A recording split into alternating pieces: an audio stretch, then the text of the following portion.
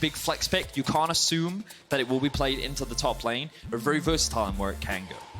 See what the response is here. If XL are willing to match with a flex pick of their own. A lot of debate, of course, a lot of new champions, but the potential to enter, as it is a new patch on 10-4.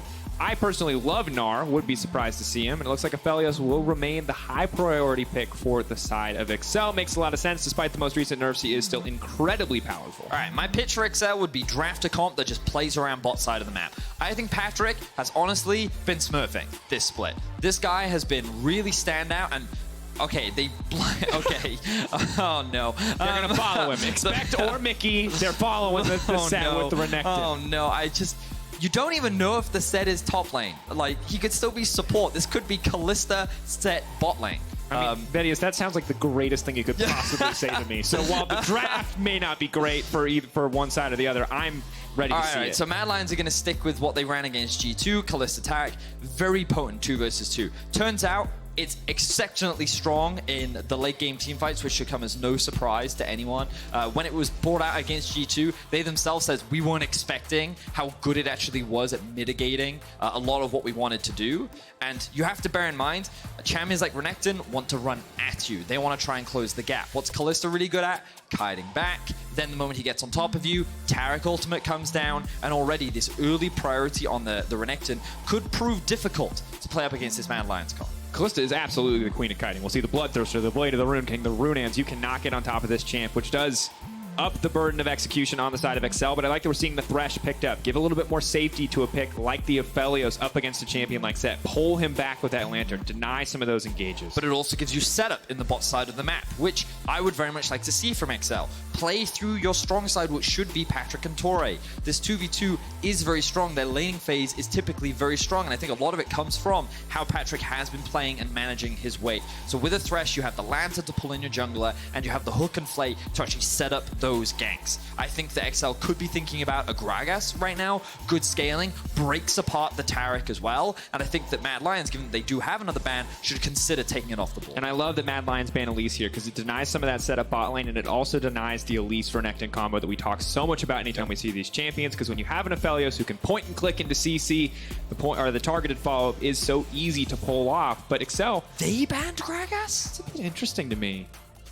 That's very surprising. I would have thought that this would come out from them. I guess you're afraid of the alley-oop into the Sett, potentially. I guess you want Aphelios to just be safe and secure in that backline. You don't want to deal with this placement. I mean, this also suggests that maybe XL is waiting for a jungle counter pick at the very end. You know what? We'll have to wait and see. Let's see what they go for towards the end. Mad Lions focusing on removing some of those strong 2v2s up towards the top side of the map with both Elise and Pantheon. You know, you already talked about it with Elise. Pantheon basically does the same thing, except he also provides the point and click. So powerful, things that you could just push and it instantly stuns them. Don't talk about hovers. Never I won't. Yeah. I wanted to. You know I always do. Oh, okay. There you go. Okay, here we go. Why play through bot lane when you could play through every lane at the same time? One button, baby. Push R. All right. Karthus, I forgot about him. Still a very strong jungler. I think he can still work in this composition. Makes a lot of sense. And it gives you a lot of options in terms of your mid lane. We know that XL love to play their AD mid laners. Things like Yasuo, things like Pantheon. We've been seeing a lot from him.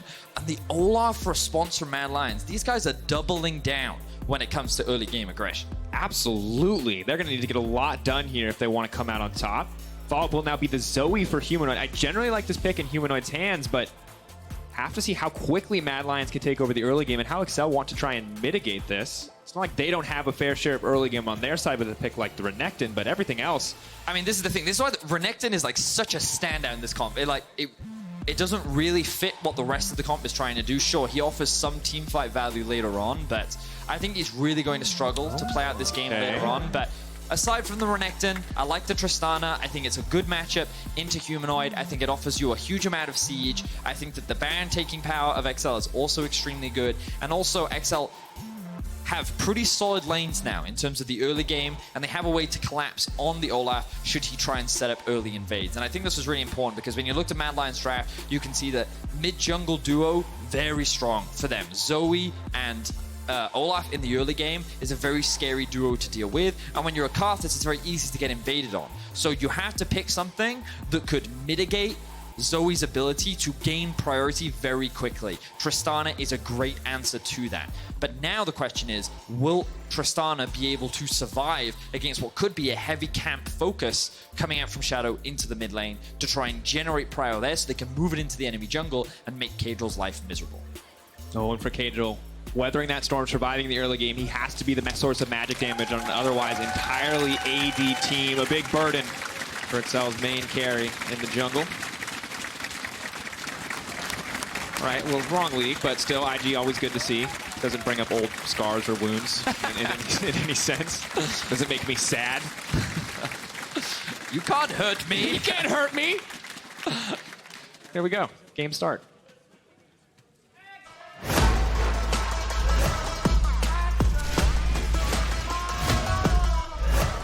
So, level 1, I've got to immediately talk about Mad could look for an early invade onto the blue buff.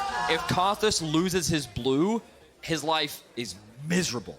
I've been playing a huge amount with Ender, and he loves to play the Karthus jungle. And what he'll often do is he'll do buff to buff if he feels that he's going to get early invaded on. But it's XL that's actually going for an early invade. Let's see how... Hook connects with the Shadow. I mean, that's got to be it. Even if he flashes over, he's not even going to waste it. First blood. Wow. Beautiful from XL. This is a very unique early invade. We don't often see this, especially like if you've been spamming solo queue, this is not the strat that most people will pull out when it comes to an early setup. But when you go for the standard defense play, where you're in each position, they just throw the hook out into the brush, easy land onto the jungler, XL with the reads. And I'm going to say the thing. This is a Young Buck team. That was a Young Buck play. This man watches all the footage. He helps plan the level ones, and you have to feel like they must have seen something in the tape to go for that. Here's that invade we were talking about. Olaf, very strong in the early game, paired up with the Kalista as well. I like this. Again, you want to try and steal that blue buff away from the Karthus. Make his early game very upset. You cannot win this skirmish. All these champions are stronger than you at level 1. Well, not the Zoe, so I think he's going to feel pretty comfortable here. They're just getting bullied out. Caedrel hasn't even started the blue buff yet. Taric going to hit it. He's going to start the wolves. Is Tori going to stick around early level 2? Deny? He can just farm wolves while staying in range for smite. They are walking away, trying to buy a bit more time. Caliber giving the extra range over to Patrik to try to zone off. The blue buff will reset, and Mad Lions just wasted so much time. But because Caedrel doesn't really get anything done on the wolf camp, he's losing time as well. Let's quickly pan over to the bot lane. Let's have a look at the minions, the wave state right now. You'll see that all of the melees ended up dying, but Patrik is going to arrive just in time so that Carzzy and Patrik still on an even amount of experience. Now, that level 2 will, of course, be a little bit delayed, but you can already see how powerful this Kalista Taric is in the 2 versus 2. The Taric sets up stuns with his E, which forces melee supports, especially like Thresh, to have to play on the defense. And because Tori started with the hook, he knows that that's a very long cooldown that Kaiser can look to abuse. Meanwhile, Carzzy, stacking up these Ren Spears into your opponent is always going to give you that huge trade advantage. So Patrik forced to play on the defense, and he's going to rely on his lifesteal gun in order to stay healthy. Yeah, Severum going to try to mitigate what he can. But you're so right. Once you start losing a trade to a Kalista, you keep losing it because she just chases you down the lane. And as a few more levels come in, the setup's only going to get easier as the Bastion will come through for Taric, allowing the stun to come from the Kalista as well. Mickey. Oh, man. They've been watching the Lee Sin highlights, and they say, never again. Shadow will not get to play League of Legends. This is Vitality last year flashbacks, where Mowgli would just come into the enemy jungle and fight over every camp. He says, I'm level 2 all game, you're level 2 all game. So let's think about the ramifications and how all of this has been able to happen. First thing first, Mad wanted to steal Karthus blue buff. We talked about it. XL clearly knew that it was going to happen, and they're able to mitigate it. So Shadow does his blue buff very late. Then what happens? Mickey, after getting first blood in a matchup he already has priority in, is able to guarantee priority. Now, I think what the plan was for XL to actually steal away this blue buff. But because Caedrel decided to focus on securing the Scuttlecrap instead, they will not be able to take that one away. But this could have been huge. They could have used the prio they had in mid and in top in order to steal that one away. But for now, Olaf, he's going to feel pretty lucky after this one. He's still going to walk away with his blue buff, still level 3, but the fact that an Olaf is falling this far behind in the early game is the opposite of what Mad wanted to happen. Definitely the case, Vedius. Falling behind it all is just, it's doubly worse for a champion that needs to thrive in the early game state. For now, Orome pushed in on the top side of the map. Have not really gotten to watch top lane. Jungle has been all the rage, so we'll see how these trades work out. Expect just kind of dash in, dash out, deny the Haymaker, but Orome is ready for it this time around, and Things going relatively even, but Renekton still able to clear the wave a little bit faster. As Caedrel will shift his attention back towards the top side of the map. There's no camps for him here, as the entire top side has been cleared out, but perhaps he has the respawn timer on the Wolves. I think he's just hovering top right now because Expect clearly wants to reset, and they're afraid because of how awkwardly the wave is stalled. Actually, no, they can't die. No. You don't want to die with Sett. That's dangerous. Oh, in goes Mickey. Cleanse. Cleanses the slow from the W. Very important to identify that slow can be pretty oppressive. Building up those bombs, charges as well, being able to explode them, gets you the reset, allows you to go all in once again. But, you know, I was critical of, well, the Renekton. But I love what XL has been doing in this early game. They're playing around their prio very well. I think they could have pushed their advantage a little bit harder, but with what they're doing for now, I think it's effective because it's denying Shadow the ability to just permanently invade the Karthus, which means Caedrel gets to just keep perma-farming his jungle. He's going to double scuttle the Olaf, which I can just hear Ender laughing now. I can hear it because whenever we duo queue, he's always like, if I ever get to double scuttle anyone, something has gone hilariously wrong. Because as a Karthus, you're usually afraid to enter the river because you don't want to try and force these early skirmishes in the event that the enemy laners can collapse, but that's not what's happened.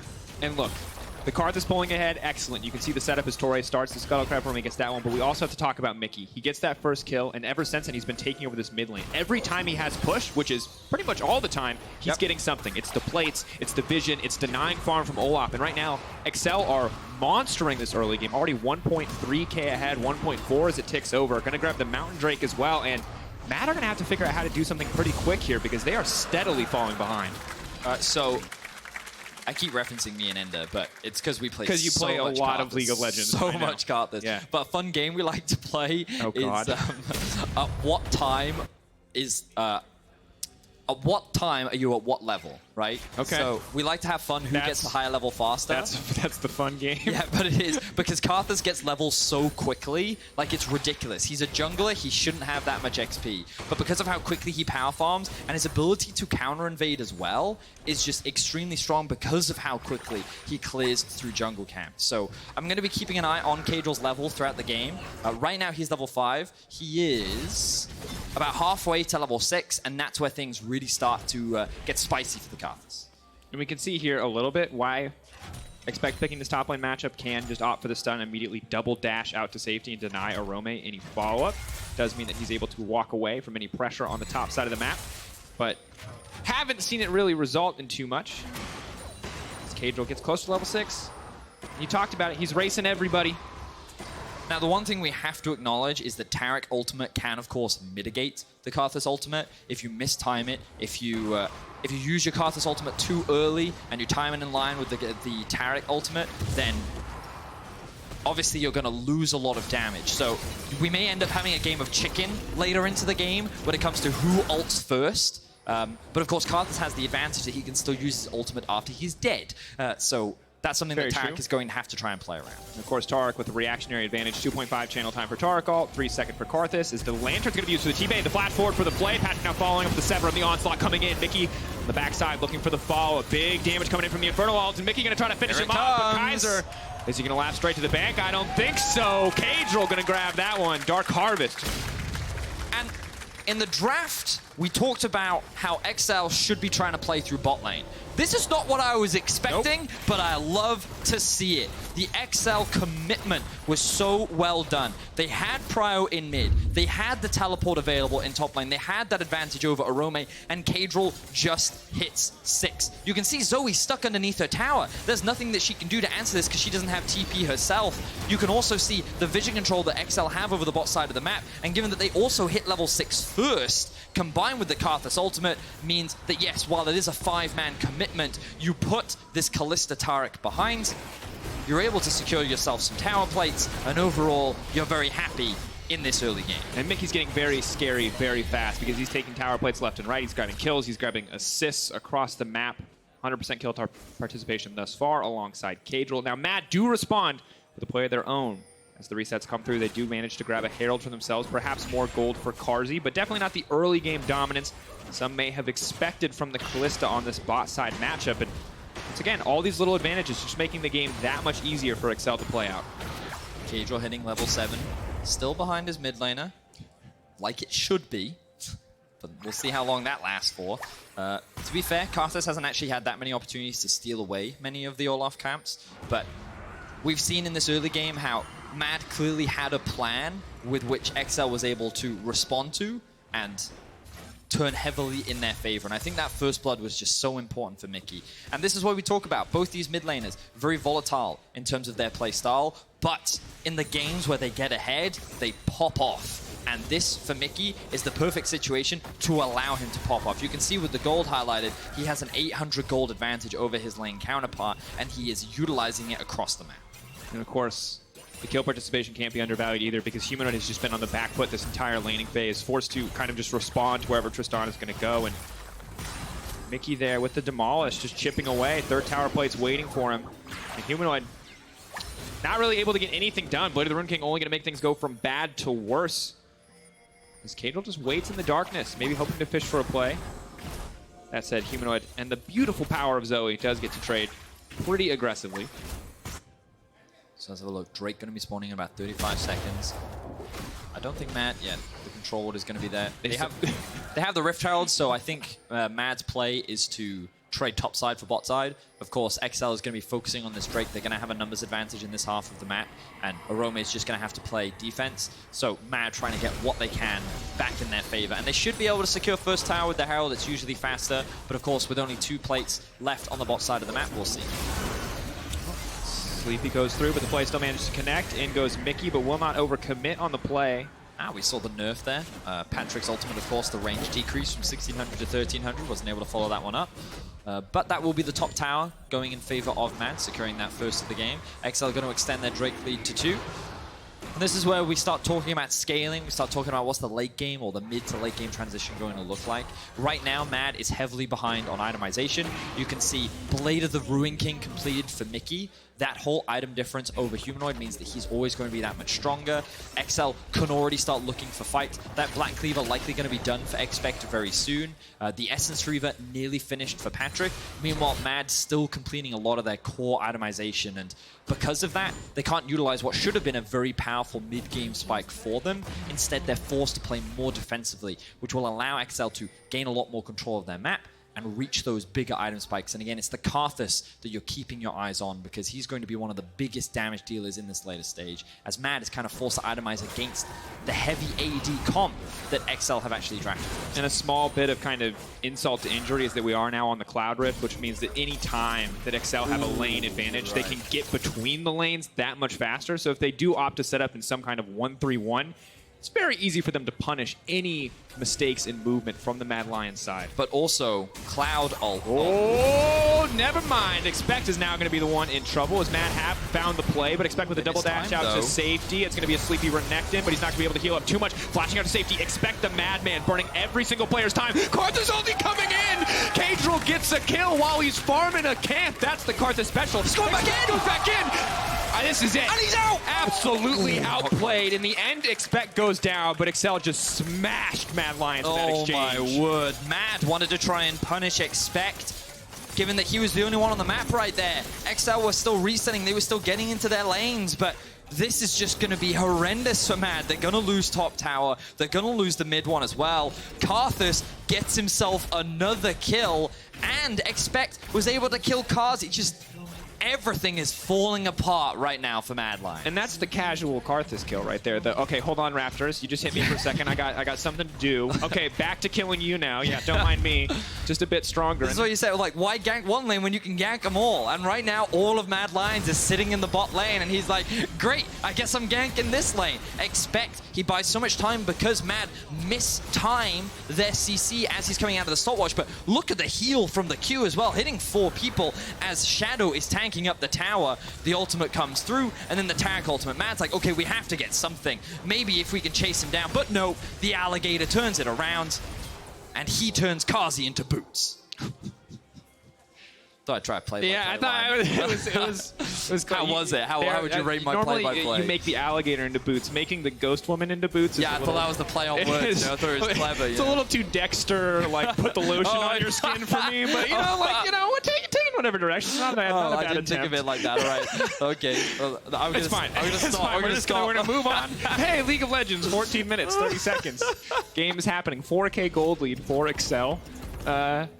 And let's be completely honest, that was kind of Mad Lion's hope to find a way back in the game, to punish Expect, to maybe shut this Renekton down. Renekton also a champion who wants to dominate early. But on the back of that play, it feels like Mad have just put themselves that much further in the hole. Yes. Because Karthus now has a needlessly large rod. Not even going to stop for the Oblivion Orb on the way because no one on the enemy team actually has time to buy anything else. And he's just going to go straight death cap, it looks like. Yeah, so Karthus sitting at level 9 right now. Level 11 is really where Karthus starts to get very scary. You notice he's sitting on a needlessly large rod right now. Yes. Clearly, Death Cap Rush is kind of the thing today. People like the death cap. Yeah. I mean, when you're getting lots of UK kills, players, actually. Yeah. Caedrel and like there must be something about it that's just appealing. Yeah. Well, XL are going to trade the Rift Herald for the Prio that Mad have invested up towards the top side of the map. I don't think they're going to be able to secure this tier 2 tower because Expect is, of course, on his way. I'm curious as to what XL will actually do with this Herald because I think it's very early for them to invest it. I think right now they, if I am correct, yeah, they have a fair amount of gold that they're sitting on. And I think that they should look to reset and actually spend some of that gold, restock some of that vision as well.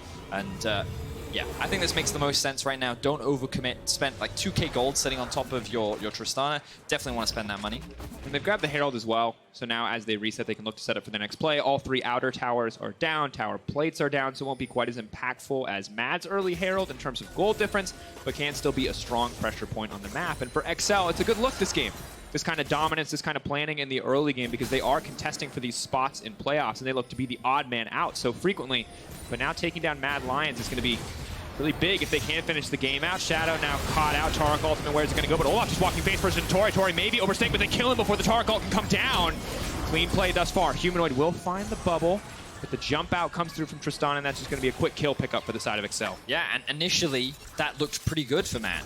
They thought that they could just turn it on to Tori, but a very clutch stopwatch came out, and as you rightly said, the Taric ultimate was not down fast enough, enabling XL to quickly find that kill onto the jungle, and that makes securing this Cloud Drake even easier. Now, of course, XL have just spent all their money, which means that they can start to set up a siege. They've got pings going on into the bot lane.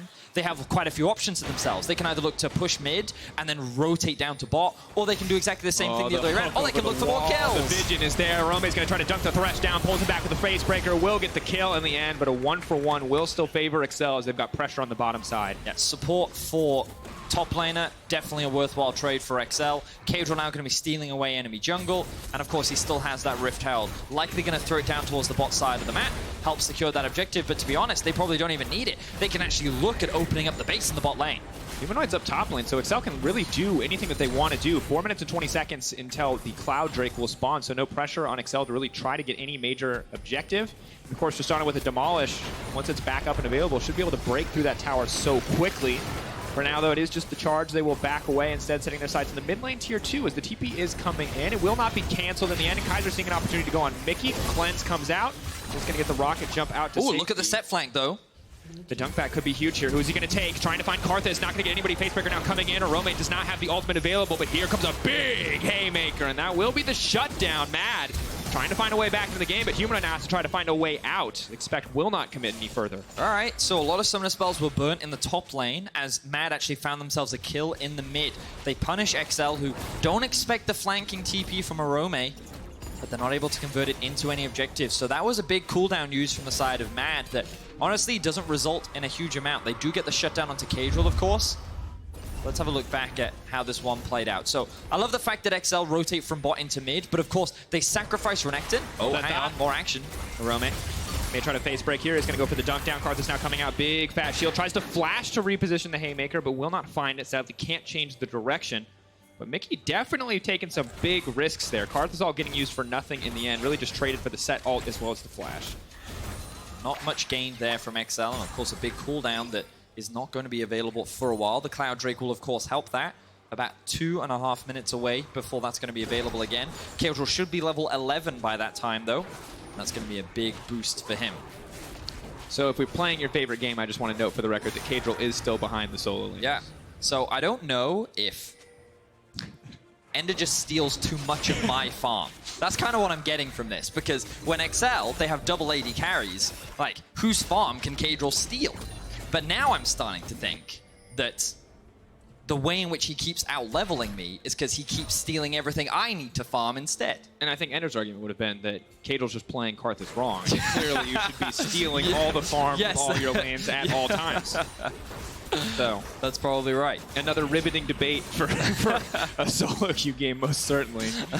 Now, the Cloud Drake is spawning in 2 minutes. Obviously, this is something that XL is going to prioritize. Not only is the additional 10% ult CDR very valuable, but you're going to be completing that Cloud Soul, giving you that additional movement speed, and it opens up the Elder Drake, which of course is a big win condition. And paired up with Karthus, did you watch that Tyler 1 clip where he was playing Karthus with Elder Drake? That's funny, man. I love the fact that the Karthus ult comes down and then just a dragon breathes on everyone. I think the interaction is super cool, very powerful later into the game. Just feels like an ability that like a 12-year-old would make up, like really epic. Like, so first lasers come from the sky and then a dragon breathes on them. Like, oh my, come on, calm down. It's getting too anime in here. Yeah, but it could happen. It could definitely happen. Yeah. And in any case, right now, the game is kind of set to neutrality. Well, Mad setting up around the Baron. Something that they could consider is looking to try and trade the Baron as XL invests for the 4th Cloud Drake. We did talk about how their Baron taking power is actually pretty fast, especially with the Kalista. And for now, Mad just trying to stay in the shadows, look for a pick, look for an opportunity to shut down here. So they're just gaining priority in the mid lane. Of course, XL don't have teleports available to them, so they can't really invest anyone to top. They've just kind of got to abandon that. XL will likely send Expect to the bot lane. Patrik actually going for a reset right now.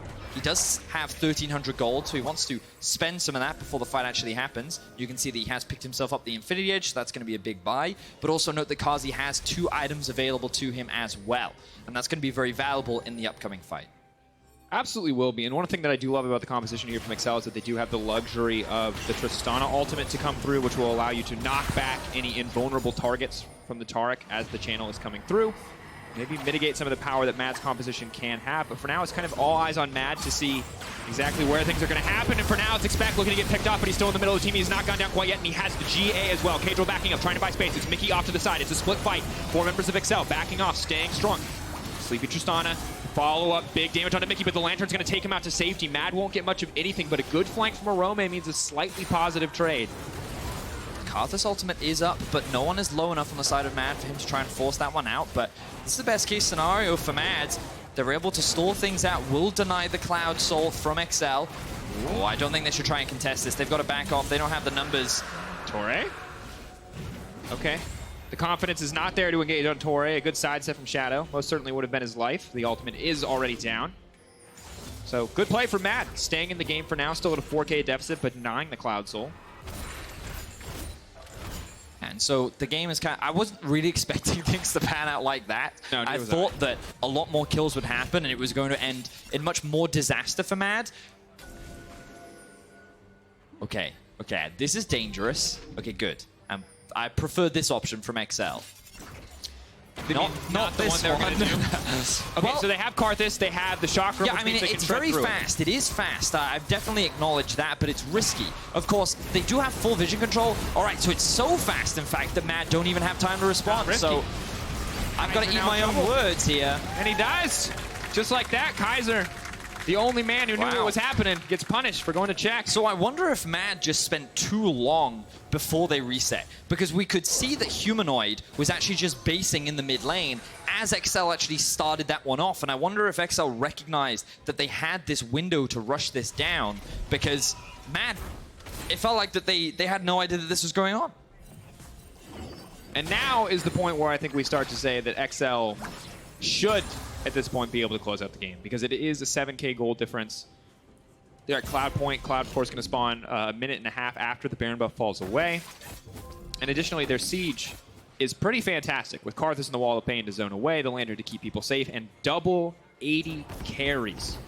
See if Mad can find a desperate attempt back into the game, but the Olaf is essentially irrelevant without the Taric ultimate, because he will just die walking face first into that front line. So I went back and I watched the play. And basically what happens is that it takes Mad quite a while to do the dragon because Shadow solos it. In the time that he was doing it, both the Tristana and the Aphelios had resets. So in that time, Mad had to clear out mid-wave, and they also cleared out their own jungle and then reset. So they spent a huge amount of time trying to do the Drake, which then gave XL this window. So just by sending both their mid laner and AD carry back, they were able to secure a big Herald. Body block is there. Tori with the flash in. That was clutch. The hook follow-up certainly would have been a montage moment, a highlight for Reddit if it had connected, but not there in the end as Humanoid continues to poke down from the side. Yeah. But Mickey sieging on the top side, just shredding through this tower. Another wave will be there momentarily to allow him to continue. But Humanoid trying to fish in, looking for these bubbles. Will connect onto Tori. No one there to body block for him, but Kaiser getting thrown face first in the face of danger. They won't find the fall, but now XL can look to turn the fights, but the suplex is there. The dunk is there. Orome is there into the back line. Big haymaker. That's going to be a sleepy Aphelios. Shot out right on top. The double kill for the Olaf. The early game getting turned around in an instant as the entire XL lineup is getting shredded through. But no, Mickey's still alive. The flash haymaker. Ooh, the pull in on the face breaker and a finish with style as the shutdown comes through. Humanoid looking to finish off one more. The stolen flash is there. The stun comes over the wall. Expect trying to walk away from this one. No mana for Humanoid. The stolen ignite. The flash over the wall. Weak being in, and the ace for Mad Lions. And Mad win a huge team fight against XL that they should not have been able to win. XL have been in firm control of the majority of this game, but Mad is just finding so many picks, and a large part of it is off the back of Humanoid. We've talked a lot about these mid laners at the very start of the game, and it's been pretty much the Mickey show for the majority of it, but here we see Humanoid landing good bubbles, good poke, with a TP flank coming in from Orome to lock in Caedrel, Tori, and Patrik. The moment that the Karthus goes down, that's a lot of your damage that's lost. Mickey, of course, dives into the backline to try and threaten Carzzy, but you've already lost your Aphelios. This becomes a 2v4 very late into the fight, and you can see the damage that Mickey is outputting, but Humanoid just dances around the fight, stealing flash after flash and just outplaying the XL squad. And I love to see it. Zoe, of course, well, not exactly Zoe killing everybody, but it's still a good look. The flash coming through right as the ignite gets picked up, the ace overall. Yeah, and like, let's be honest, that's exactly the reaction I think anyone should have after a play like that, because while XL are really good, Vedius, you still can't fight in a funnel against the Sett, Taric, Kalista composition. For sure. And you've got to recognize that it's super easy for Mad to actually dive onto the backline in a choke point like that. So XL need to be very careful about how they approach a lot of these upcoming fights, because Mad are showcasing that they've got a lot of their items now. They're willing to go for these, and the bright side for XL is there's no TP available on Orome. That flank option is going to be much harder to execute, because he's just going to get harder and harder to kill the more items he gets. In addition, I love that we're seeing Shadow opt for the GA third, it would look like. For now, it's just the BF sword. But Mickey now leaping in onto Carzzy. A lot of good damage, but just knocking back there with the ulti. Zoning set up by the turrets from Aphelios, but bit of a scrappy exchange. Oh, and these bubbles have been so clean from Humanoid. Humanoid, though, will still get hooked. Tori not going to follow up. Ulti now coming in. Decent damage with the team splits. Oh. And now the Taric ult coming in. What? Yeah, the Taric ultimate didn't come in time because the Caedrel ulti started just before the channel started from the Taric, which means that it was mistimed. Carzzy ends up dying just because Humanoid was able to use his stopwatch, and now XL are on the hunt. Oh, expect running in. Dash through, going to find the stun immediately onto Kaiser. Wants to pick off the weakest member first. Mickey going in, is going to have the reset. Leaps onto Humanoid. That's easy, and instantly XL are right back in the driver's seat. Clean play overall. And the Karthus ulti really kicking this whole thing off as XL barrel down the bottom lane. 3 members are dead now for Mad, and there are very few left to help defend the base. XL are going to break in on the bot lane. Will they look to end the game now? I think that's the best option. They have Aphelios, they have Tristana. It's just Shadow. And the mostly full AD Olaf can't really do much without the Taric there to give him the invulnerability. Orome maybe with the Facebreaker can pull a few members in, but has to be careful. The suplex back down, going in with the haymaker, but just instantly dies. Unstoppable now from the Olaf. Caedrel will still manage to live, however, and Carzzy just has to run for the hills as Mickey looking to finish this one off. Kaiser steps forward, snare going through, but Carzzy is still in trouble. Knock up there, Mickey next on the list, but the hook connects, and that's beautiful from Tori. A fantastic way to finish the game. Shutdown coming through on the end. A little bit of a consolation prize to Kaiser, but that's the win for XL. And a much needed win for XL. They were sitting just outside many of the top 6 teams, but a win here will bring them to 6-6, and they're keeping the competition for that playoff spot very, very competitive.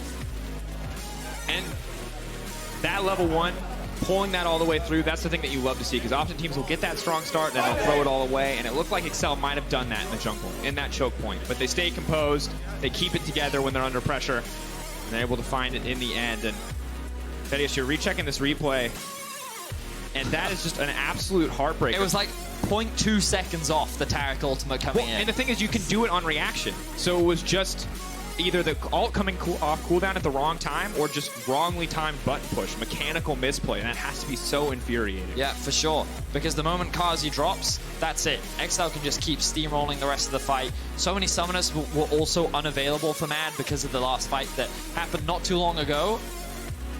And XL were able to clean it off. Yeah, okay, overall, not the cleanest ending to the game for XL. It does seem like their mid game still holds some issues where they don't really know how best to progress their lead. Very good at taking all the first towers. It's the tier 2s and moving onwards that it seems like this team still struggles. But you can see that this team's still showcasing an element of growth. I love the level 1 plan that they came up with. I'm still a little hesitant to say that the Renekton was a good pick, but it definitely worked out in terms of what they wanted. It did some work in those fights. For sure, for sure. And they were still able to find a much-needed win here in the second half of the split. Well, you can pick who you thought had the biggest influence on that win there. The key player of the game, at LEC on Twitter, expect Caedrel or Patrik. Now, God, I love watching. We're rewatching the final moments here on the screen, and it's just such a beautiful game. Congrats again to XL. Coming up next, Yamato's going to tell you why Fnatic is the best team in the LEC at this moment as they take on Schalke No Fear in Game 3.